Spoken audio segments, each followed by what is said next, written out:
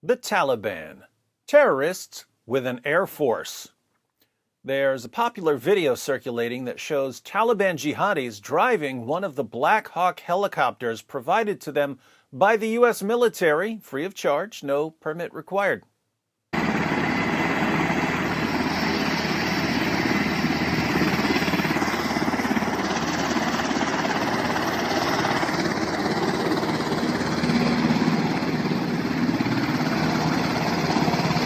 Notice I said driving, not flying. They drive the Black Hawk around the runway because they don't know how to fly it yet. They could always make some of the pilots from the Afghan National Defense and Security Forces show them how to fly their new helicopters and planes, or get some help from other countries.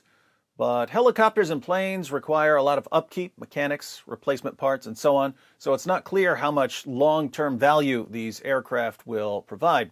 But Taliban jihadis do know how to shoot rifles and grenade launchers and drive Humvees, and they now have a ton of these, the BBC reports. A video recently posted on social media showed Taliban fighters looking on as an iconic piece of U.S. materiel, military hardware, a Black Hawk helicopter, was piloted across Kandahar Airport. The four-blade multi-purpose aircraft was just taxiing on the tarmac, but the exercise sent a message to the world. The Taliban were no longer a group of ragtag soldiers wielding Kalashnikov assault rifles on battered pickup trucks. Elsewhere, since the fall of Kabul on August 15th to the hardline Islamist group, the Taliban's fighters have been pictured showing off a host of U.S.-made weaponry and vehicles.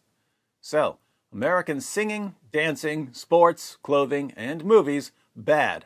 American equipment for killing, good. Some of them were seen in complete combat gear in social media posts and couldn't be distinguished from other special forces from across the world. There was no characteristic long beard or traditional salwar kameez outfit, and certainly no rusted weapons. They looked the part. They seized these weapons after troops from the Afghan National Defense and Security Forces surrendered one city after the other.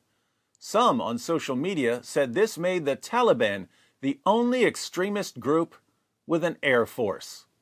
The Taliban may be the only Islamic extremist group with an air force, but all Islamic extremist groups have a time machine.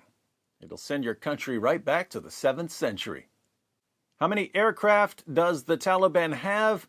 The Afghan Air Force was operating 167 aircraft, including attack helicopters and planes, at the end of June, according to a report by the U.S.-based Special Inspector General for Afghanistan Reconstruction, SIGAR. Here are the kinds of aircraft the Afghan Air Force had. Some of them were seized by the Taliban. Some were flown to other locations before the Taliban could get them. Again, not sure how much use the Taliban will get out of its new Air Force, but who needs planes when you've got an all-American arsenal? While there are questions over the Taliban's air power, experts agree that they have the experience to handle sophisticated guns, rifles, and vehicles, and there are plenty of those in Afghanistan. Between 2003 and 2016, the U.S. unloaded a huge amount of military hardware on the Afghan forces it fought alongside. 358,530 rifles of different makes, more than 64,000 machine guns, 25,327 grenade launchers, and 22,174 Humvees, all-terrain vehicles, according to the U.S. Government Accountability Report. After NATO forces ended their combat role in 2014, the Afghan army was tasked with securing the country. As it struggled to counter the Taliban, the U.S. provided more equipment and replaced aging military gear. It supplied nearly 20,000 M16 rifles in 2017 alone. In subsequent years, it contributed at least 3,598 M4 rifles and 3,012 Humvees, among other equipment, to Afghan security forces between 2017 and 2021, according to SIGAR. Taliban jihadis were given no background checks whatsoever for any of these guns. Jihadis apparently have more rights than I do. Here are some Taliban jihadis on one of their new Humvees. These guys have thousands of Humvees, but they still pile on top of one like clowns at a circus piling on top of a Volkswagen Bug. So these are now some very, very well-equipped terrorists. No more Kalashnikovs, they've got M16s. No more broken down pickup trucks being pulled by donkeys, they've got Humvees.